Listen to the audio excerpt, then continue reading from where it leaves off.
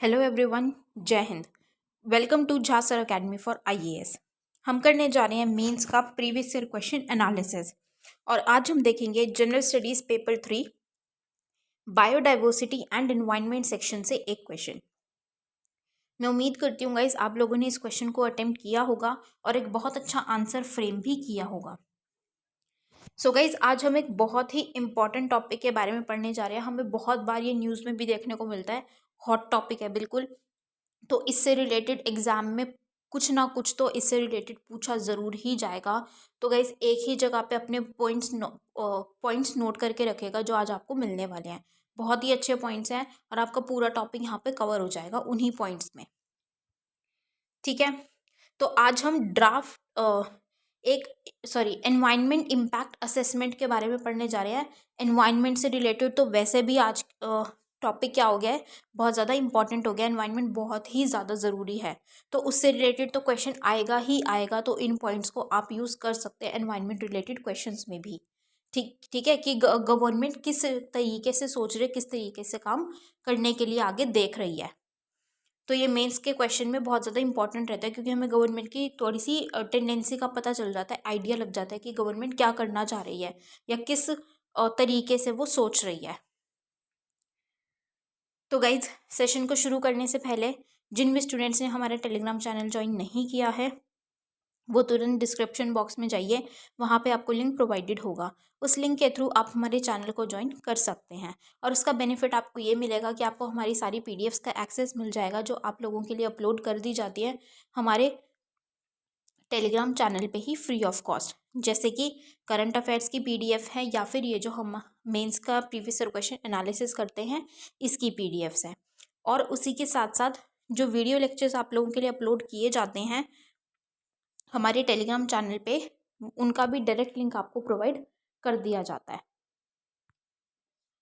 और गाइज अगर आप अपने एग्ज़ाम्स की सीरियसली प्रिपरेशन कर रहे हैं तो मैं कहूँगी कि आपको करंट अफेयर्स के लिए तो बिल्कुल परेशान होने की ज़रूरत नहीं है।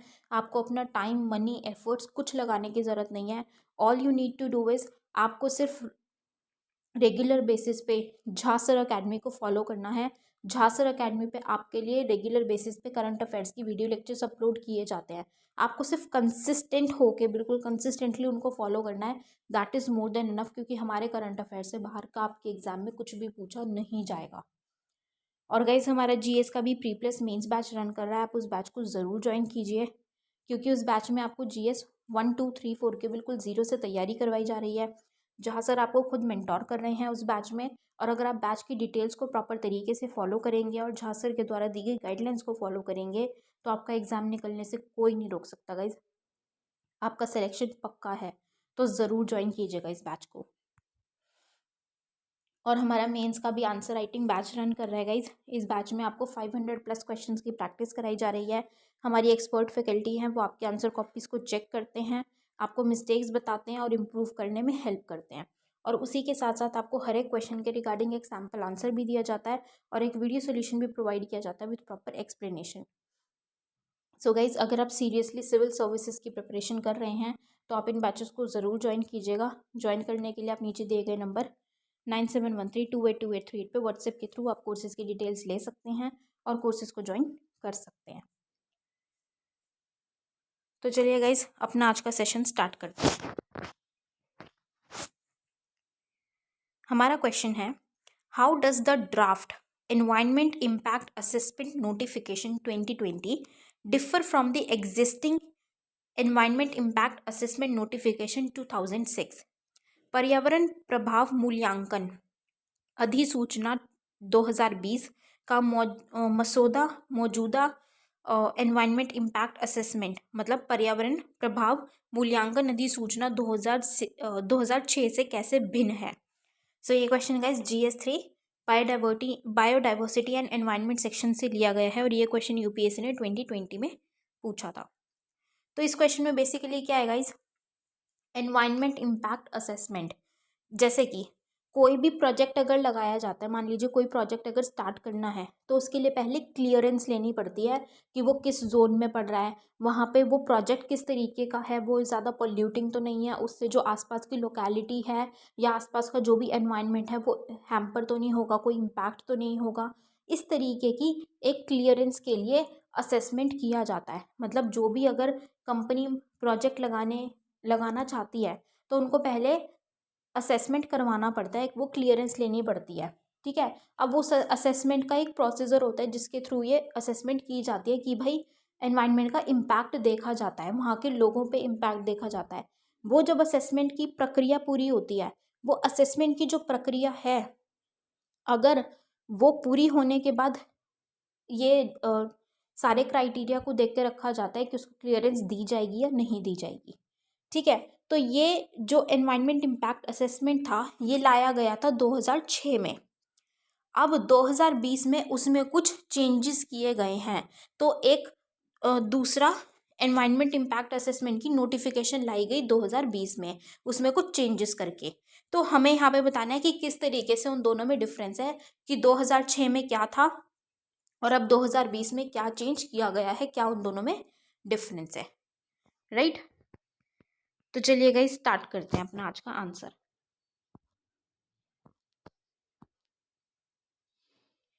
Recently, the Ministry of Environment, Forest and Climate Change has proposed a draft Environmental Impact Assessment Notification 2020 that seeks to replace the current EIA notification which goes back to 2006. तो यहाँ पे क्वेश्चन क्या आ रहा है कि एनवायरमेंटल इम्पैक्ट असेसमेंट, ये जो notification है कौन प्रपोज करता है, कौन निकालता है? Ministry of environment forest and climate change. ठीक है, तो उन्होंने ये निकाला और वहाँ पे उन्होंने क्या किसके उसमें निकाला कि ये जो नोटिफिकेशन होगा ये किसको रिप्लेस कर देगा, जो 2006 में आया था, 2006 वाले नोटिफिकेशन को ये रिप्लेस कर देगा। और जो भी क्राइटेरिया 2006 का था, अब क्राइटेरिया कौन सा चल जाएगा, जब ये अप्लाई हो जाएगा तो कौन सा क्राइटेरिया होगा, 2020 वाले ड्राफ्ट का क्राइटेरिया होगा।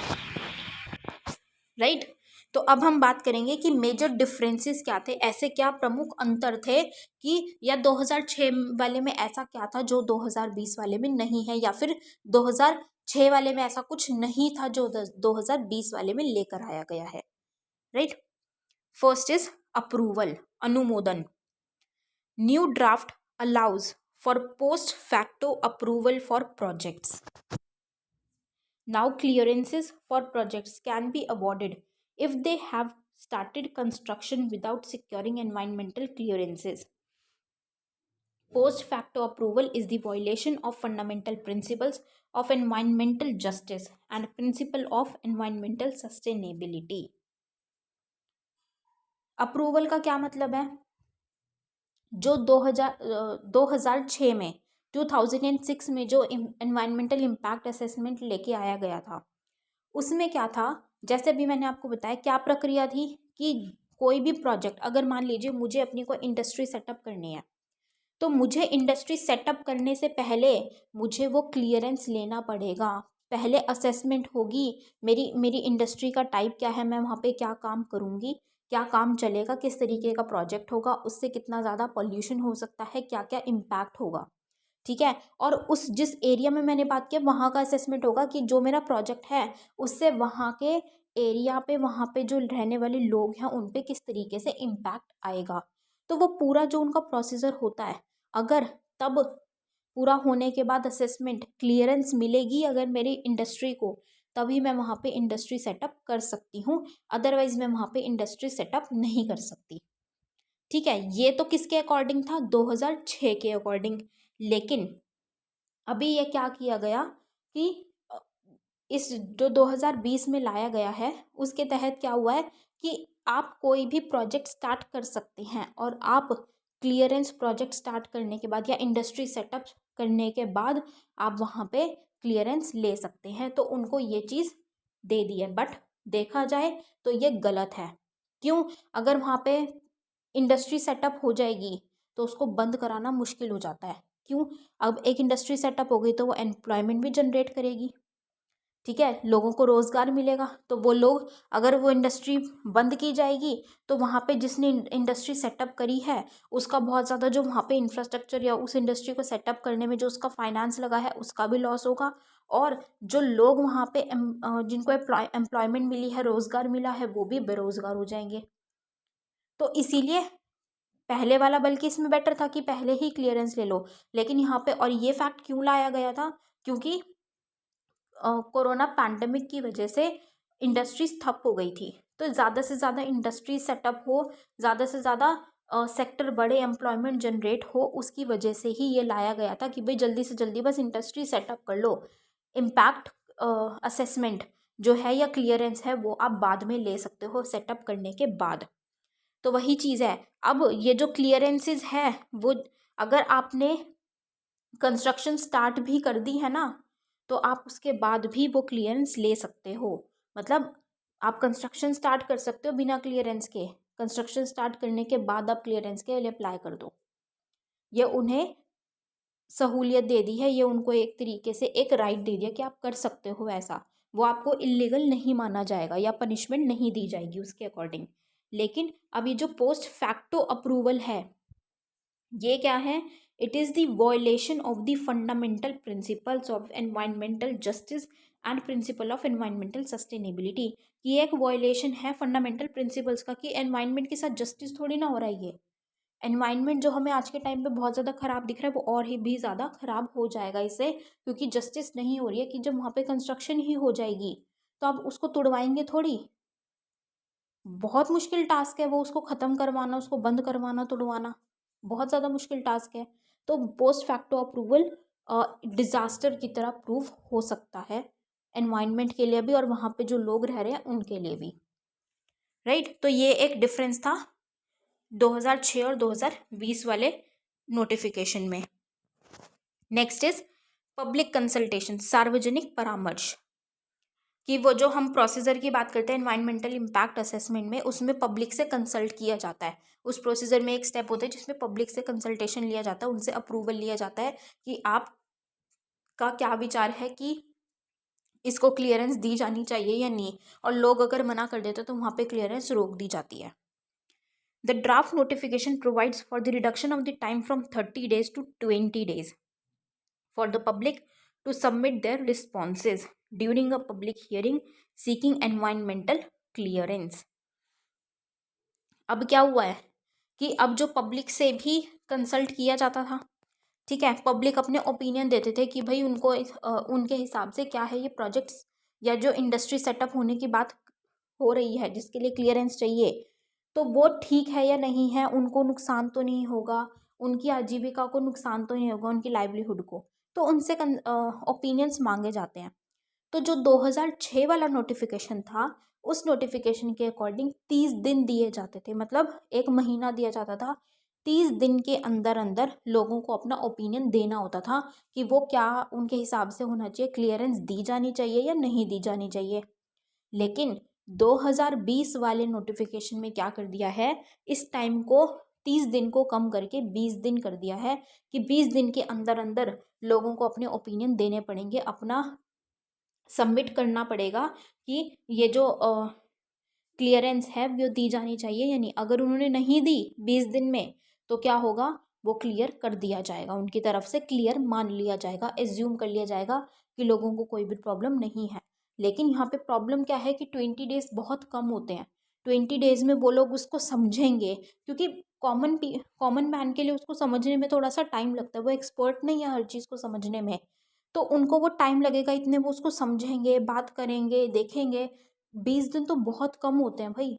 एक एरिया में वहाँ पे पता नहीं कितने लोग रहते होंगे, तो वो लोग देखेंगे तो 20 दिन बहुत ज़्यादा कम होते हैं। तो वहाँ पे लोगों को प्रॉब्लम आएगी कि वो प्रॉपर तरीके से अपनी इंक्वायरी नहीं कर पाएंगे, वो प्रॉपर तरीके से अपनी सेटिस्फैक्शन नहीं कर पाएंगे 20 दिनों में। Public hearings would not be meaningful if enough time is not given for meaningful deliberation and discussion। कि अभी जो पब्लिक हियरिंग का ये एक आस्पेक्ट डाला गया है, इसका तो कोई मतलब ही नहीं रहेगा अगर उनको प्रॉपर टाइम दिया ही नहीं गया कि वो प्रॉपर तरीके से देख सके या वो डिस्कशन कर सके, आपस में बातचीत कर सकें। ठीक है, कंसल्ट कर सके किसी से। तो उसका अगर उनको टाइम ही नहीं दिया जाएगा तो पब्लिक हियरिंग इससे अच्छा रहने ही दो। तो ये एस्पेक्ट रखा गया, और ये भी क्यों रखा गया है, ताकि जल्दी से जल्दी क्लियरेंस हो और जल्दी से जल्दी प्रोजेक्ट सेटअप हो जाए, इंडस्ट्री सेटअप हो जाए। इसीलिए ही सरकार ने ये लाने की बात की है, राइट। लेकिन वही चीज़ आ गई कि थोड़ा सा एनवायरनमेंट पॉइंट ऑफ व्यू से ही ये थोड़ा सा डिजास्टर्स हो सकता है, क्योंकि लोग इतनी जल्दी फैसला कर ही नहीं पाएंगे, देख ही नहीं पाएंगे वो प्रॉपर तरीके से 20 दिन में। नेक्स्ट इज कंप्लायंस रिपोर्ट, अनुपालन report. The 2006 notification required that the project proponent submit a report every 6 months. However, the new draft requires the promoter to submit a report only once every year. अब जो compliance report थी कि जैसे मान लीजिए industry setup हो रही है, उस इंडस्ट्री में अगर कुछ कुछ प्रॉब्लम लग भी रही है, थोड़ा बहुत लग रहा है कि हाँ एनवायरनमेंट को इस तरीके से यहाँ पे या लोगों को इस तरीके से थोड़ा सा हार्म हो सकता है, या कुछ ऐसी उनकी चीज़ें हैं जिससे कि अगर वो ऐसा काम करेंगे तो इससे एनवायरनमेंट को हार्म होगा, तो वहाँ पे क्या करती है जो ये एनवायरनमेंटल इम्पैक्ट असेसमेंट है, ठीक है, अथॉरिटी, ये क्या करते हैं, ये उनको ना कुछ कंप्लायंस देते हैं कि आपको इन इन चीज़ों पे कंप्लाई करना पड़ेगा, ताकि एनवायरनमेंट पे कोई भी इम्पैक्ट ना आए या कम से कम इम्पैक्ट आए, आपको इन चीज़ों पे कंप्लाई करना पड़ेगा, राइट। लेकिन अब होता क्या है, उसको देखने के लिए अब ऐसे ज़रूरी थोड़ी, अब उन्होंने बोल दिया कंप्लाई करना पड़ेगा तो हर कोई उस पर कंप्लाई करेगा ही करेगा। उसके लिए एक नोटिस रखना भी ज़रूरी है, मतलब एक देखना भी, निगरानी रखनी ज़रूरी है, मॉनिटरिंग की ज़रूरत है। तो उस मॉनिटरिंग के लिए क्या किया गया कि कंप्लायंस रिपोर्ट सबमिट की जाएगी, मतलब हर एक इंडस्ट्री या प्रोजेक्ट जो भी सेटअप होगा उसको जो भी कंप्लायंस प्रोवाइडेड है कि आपको इन ये चीज़ों का ध्यान रखना है, ठीक है। तो अब वो उसके उससे रिलेटेड रिपोर्ट प्रोवाइड करेंगे कि भाई उन्होंने कितना ध्यान रखा या उस चीज़ को कम करने के लिए उन्होंने क्या किया। जैसे कि अगर मान लीजिए जो ये इंडस्ट्रीज़ वगैरह में, फैक्ट्रीज़ में ये चिमनी से धुआं निकलता है, पोल्यूशन ही है, तो उसको कर्ब करने के लिए अगर कोई उपाय बताया गया है कि आप इसको इसको कम करना है किसी चीज़ से, या उनको बताया ही गया है कि आप इस चीज़ का इस्तेमाल करो, तो उनसे वो पूछा जाएगा कि आपने उसको कम करने के लिए वो यूज़ किया हुआ है या नहीं। मतलब एक रिपोर्ट में उनको मेंशन करना पड़ेगा कि उन्होंने उस धुएं को कम करने के लिए, कि वो ज़्यादा से कि वो ना निकले, वो एनवायरनमेंट को पोल्यूट ना करे, उसके लिए उन्होंने क्या स्टेप्स लिए। इस तरीके से जो भी चीज़ें होती हैं उनको वो वहाँ पे अपनी रिपोर्ट में मेंशन करनी होती है।